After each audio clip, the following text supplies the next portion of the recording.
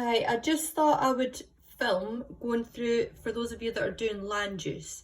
So this week's learning intentions is we're basically just processing the data that we collected last week. Just a couple of things to talk through. There are some help sheets if you go into files and if you go into week 5. I have put some things in there, but you shouldn't really need to use them if you're watching this video, but just so you know that they are there. What you really need, it was really important, is you have to have at least 2 graphs, so at least one for each technique. So you're going to have one graph of your land use survey, which you should now be completed, and you need one graph from the questionnaire data, because that was the other technique. So you're going to end up with a minimum of 2 graphs, possibly even more. I've got a couple of options when you're doing your graphs. If you've got Excel, that's amazing, and you can just send me the Excel document, or you can save the graphs onto a Word document and send me that. If you are doing the graphs on paper, please make sure that you do it as neat and as precise as you possibly can on preferably lined or square paper with a ruler. If you're really struggling for whatever reason to do graphs, please let me know and I'll obviously help you with this bit. Right, so if you scroll down to number 4 for land use, so the things that I'd recommend you do is a pie chart of each area showing the main land use. So I'm going to show you that first. And then a bar graph. So for the questionnaire data, I think a bar graph would be quite a good idea. So the first thing I'm going to do, and what I'll do is I'll save a copy of this template into the files area for you if this might help. So basically I've got an Excel document. I'm going to have 2 tabs. So the first tab, I basically just right clicked and then clicked on the option to rename, and I just called it land use in the city centre.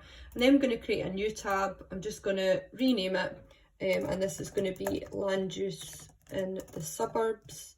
As I said, I'll save a copy of this into the files area if you want to use it there, or if you want to make your own one, that's perfectly fine.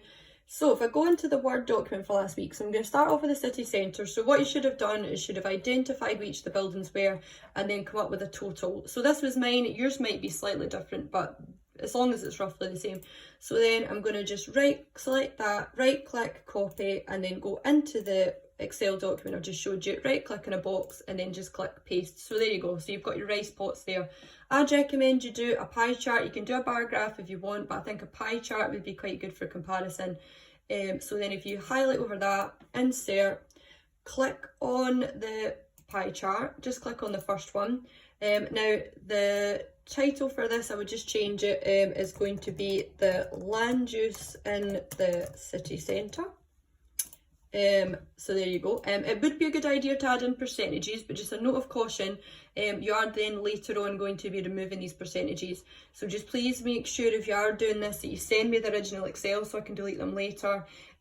Or if you're doing a hand-drawn pie chart, please make sure that the percentages are far enough away that I could then delete them later on or cover them up if I need to. So if you just click on the pie chart and then you right click, and then you click add data labels, and then if you click on one of the data labels, make sure they're all selected, right click, format data labels, click on percentage, get rid of value, and there you go. And this just clearly shows you that the grey section, which is the C section, it just shows you that there's quite a large proportion of that there. So then you just do the same thing. Just realised that I have copied this into the wrong tab, so please make sure when you're doing this that you put it in the right tab. So there we go. So that is the city centre one. So there we go, that's the city centre. Right, so what I'm going to do now is the suburbs, so I'm just going to delete that. Right, so for the suburbs, so then I just need to get my data for the suburbs, which is this one here. So then I just select it, right click, copy, go back into this, and then click on the right blooming tab this time. Here we go. So then you just highlight over it, just like what I did before, insert pie chart, there you go. Again, the title this time is going to be the land use suburbs. Then to add the percentages in, you just right click, you just add the data labels, you click on a data label, right click, format data labels, add in percentage, get rid of value, done. So there is your two pie charts. When you then go to the questionnaire data, and it's up to you, if you want, you can use the original Excel document that I made, or if you want to, you could copy it into your own Excel document from the Word document, and I've shown you how to do that earlier on.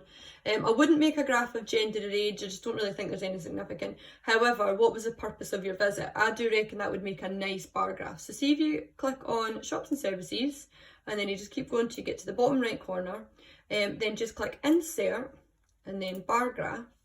There you go, makes it into a nice wee bar graph so you can see between the two places what was it that made them visit each particular area.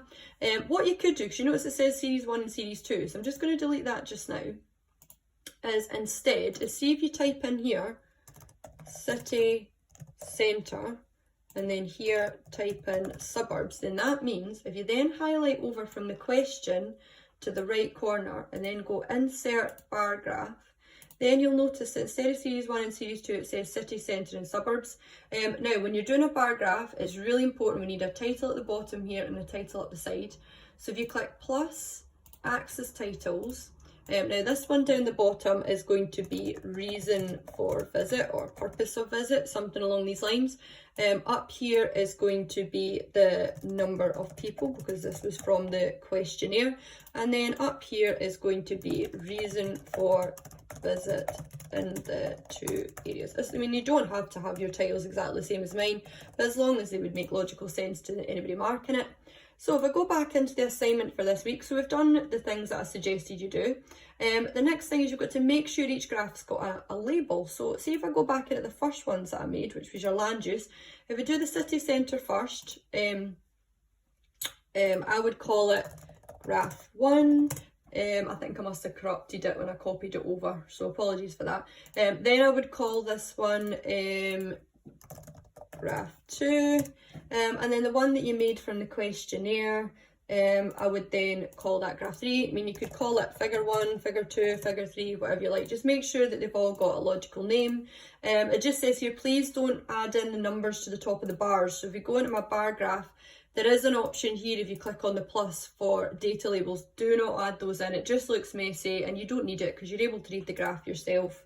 So there we go. I have put some examples in there for you about what a bar graph would look like, what a pie chart. Now this pie chart doesn't have the percentages on it because they will need to be deleted later. So once you've made your graphs on whatever format it is that you've made them on, can you please make sure that you send me them? I am then going to copy them into a Word document, which I'm then going to upload for the tasks that are in the following weeks. Any questions, please let me know.